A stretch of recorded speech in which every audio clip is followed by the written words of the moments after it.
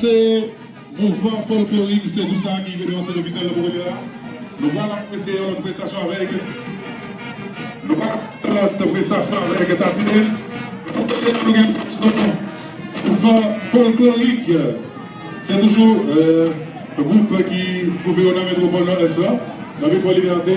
Et Tatinez, c'est le groupe qui a pris des collés là avec le groupe qui a fait l'animation de chaque élève, qui a pris devant soi avec nous, nous allons vivre avec l'ambiance que Tatinez lui-même il y a pas de grand stage officiellement dans le Métropole Liberté.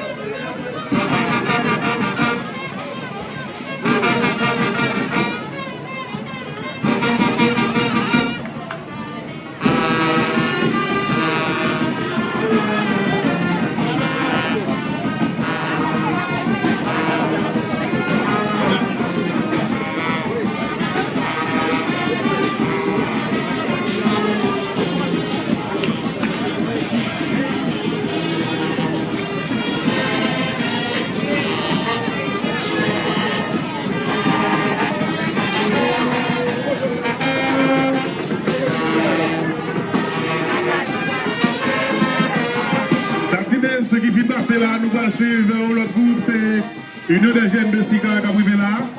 Union des jeunes de Sika, c'est eux-mêmes qui a privé de rester chemin avec une prestation bien sûr bien intéressante. On vivio.